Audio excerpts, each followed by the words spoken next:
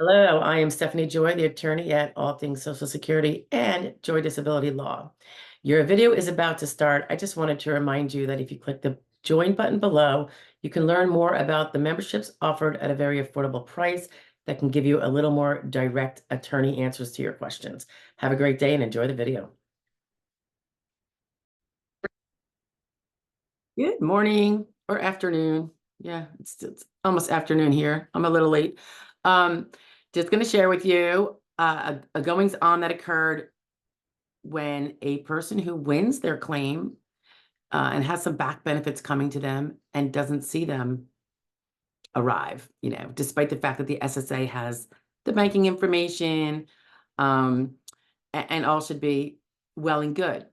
So client reached out to me today. It's been maybe 3 months since the Prevail. It was a Prevail on initial or recon. I think it was recon. And 3 months in today's day and age isn't incredibly long. However, it is long enough to start poking the bear. So I don't look at this stuff on a very hyper basis because it would just be a waste of my working time. It's more of an administrative thing. So while the bookkeeper can occasionally look in, that's also not something that's going to happen all the time. So it periodically gets looked at by me, and very periodically, because again, our time is so focused on the actual work we have to do to win claims for our clients versus worrying about ourselves after.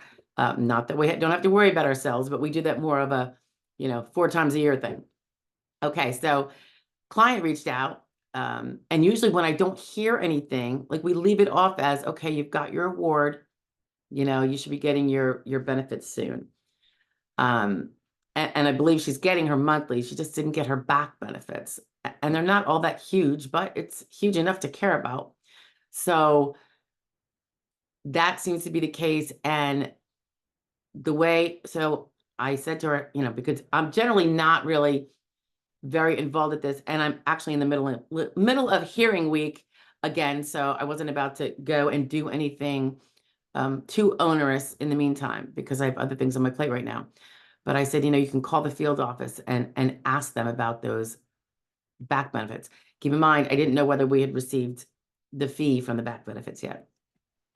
So she did that and responded back that the SSA office said they're waiting for directions from me. We have no clout in this. Directions from me as to what my fee is, which is very strange to me because of the fee agreement process y'all might be familiar with, and we have videos on that. Barring, say, no back benefits, in every other case for us, it's the fee agreement, the 25% of back benefits capped at whatever the legal cap is right now, set by the SSA.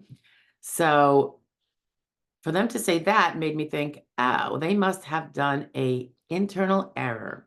So despite the fact that there was a fee agreement submitted, and I have confirmation of their receipt and all that from February of 2023, which is when I got involved, they must have all someone has to do is press the wrong button. And I'm going to say that kind of loosely, but that's the impression we all get.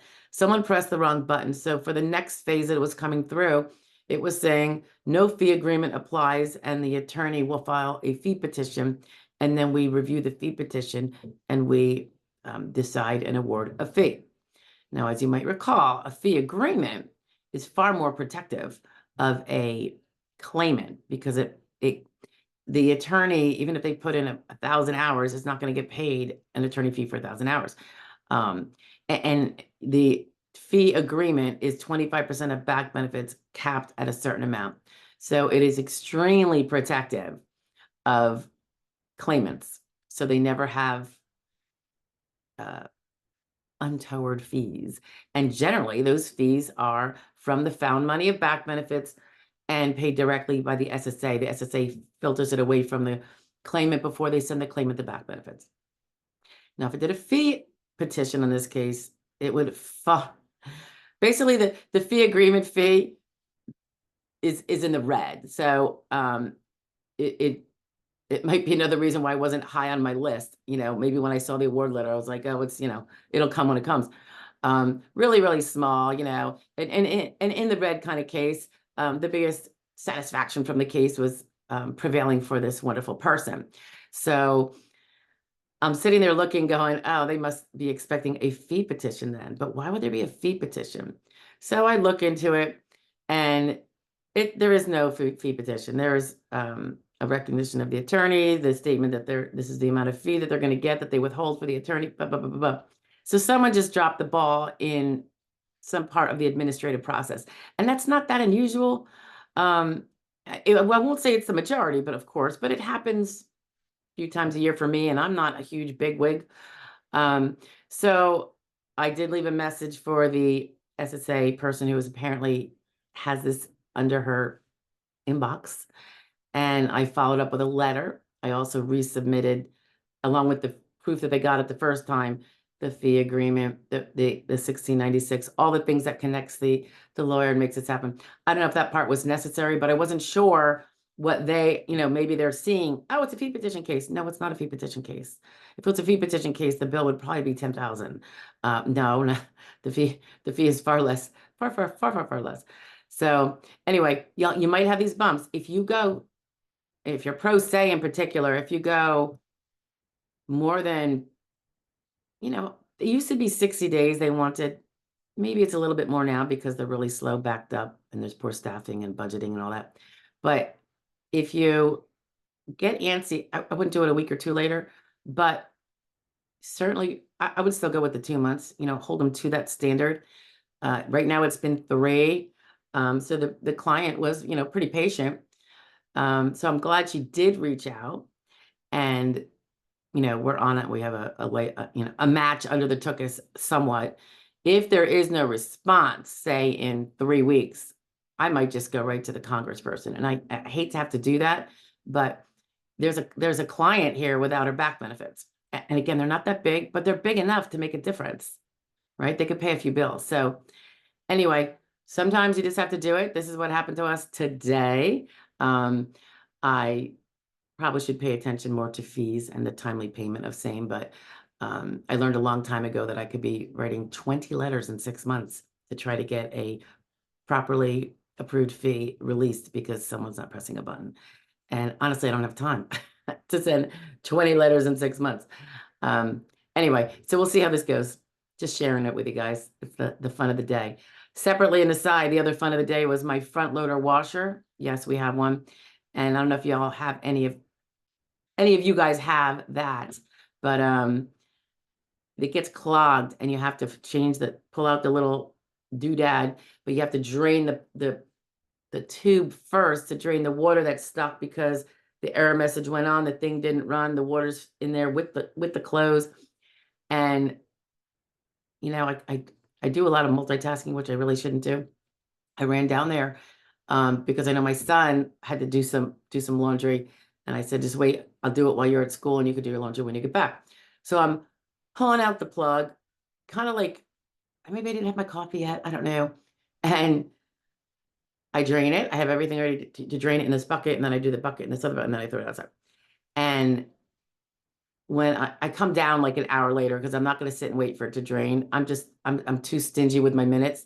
So when I go back down, lo and behold, I can't find the plug to stick back in the tubing, which means we can't use the washer because it will go all over the floor, right? I'm so frustrated. I was down there on my hands and knees in this hairy, and it gets clogged, by the way, because we have now 3 dogs. We had 4 up until a couple weeks ago. Our hairiest one has passed. So maybe this will lighten up a little bit, every week or two having to change out this filter.